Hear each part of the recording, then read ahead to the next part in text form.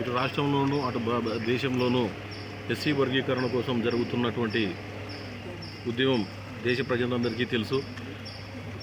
SC రిజర్వేషన్ల వర్గీకరణ 30 ఏళ్ల ఉద్యమంలో అనేక మంది అమాయకులు కూడా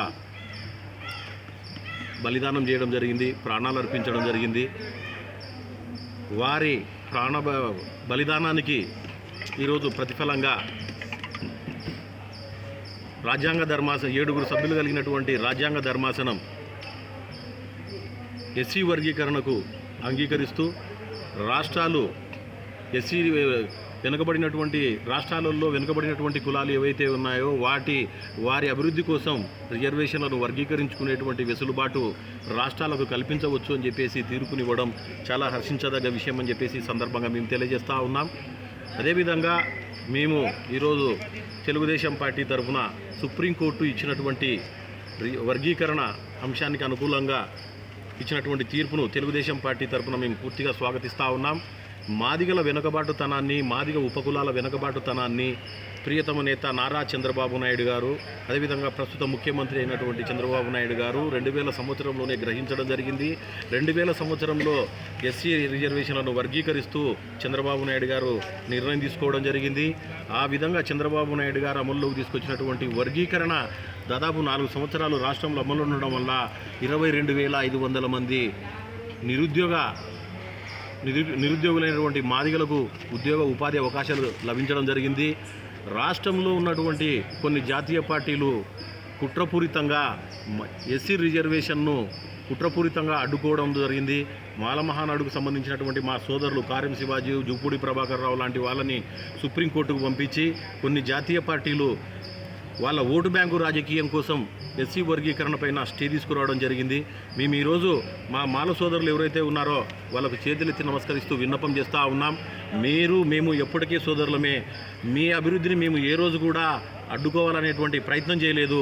దయచేసి ఈరోజు మీకు మరొకసారి మీ పాదాలకు మేము నమస్కరిస్తూ విన్నపం చేస్తూ ఉన్నాం. మా మాదిగల యొక్క పేదరికాన్ని, మా మాదిగల యొక్క వెనుకబాటుతనాన్ని, మా మాదిగల యొక్క నిరుద్యోగ యువత యొక్క ఆవేదనను మీరు పరిగణలోకి తీసుకోవాల్సినటువంటి అవసరం ఉంది. మాల సోదరులు రాజకీయంగా, ఆర్థికంగా, సామాజికంగా, ఉద్యోగరీత్యా, వ్యాపార రీత్యా అన్నిట్లో కూడా 99% ఈరోజు మాదిగల కంటే కూడా ఉన్నత స్థితిలో ఉన్నారు. ఈరోజు మాల సోదరుల కంటే కూడా మాదిగ సోదరులు, అదేవిధంగా మాదిగ ఉపకులాలు కూడా ఈరోజు మాల సోదరుల కంటే కూడా 99% రాజకీయంగా, ఆర్థికంగా, సామాజికంగా, ఉద్యోగరీత్యా, వ్యాపార రీత్యా అన్నిట్లో వెనుకబడి అణగారిన వర్గాలకు ప్రతిరూపాలుగా నిలబడ్డారు. దయచేసి మీ మాల సోదరులకు చేతులెత్తి నమస్కరిస్తూ విన్నపం చేస్తూ ఉన్నాం. ఎస్సీ వర్గీకరణను మీరు కూడా స్వాగతించాల్సినటువంటి అవసరం ఉంది. మాలలకు లభించేటువంటి వర్గీకరణ రిజర్వేషన్ ఫలాలు ఏవైతే ఉన్నాయో వాటిని మేము వ్యతిరేకించడం లేదు. జనాభా ప్రాతిపాదికన మాలల సోదరులకు దక్కాల్సినటువంటి రిజర్వేషన్ ఫలాలకు వాళ్ళకు దక్కాలి. జనాభా ప్రాతిపాదికన మాదిగ కులస్తులకు దక్కాల్సినటువంటి రిజర్వేషన్ ఫలాలు మాదిగ కులస్తులకు దక్కాలి.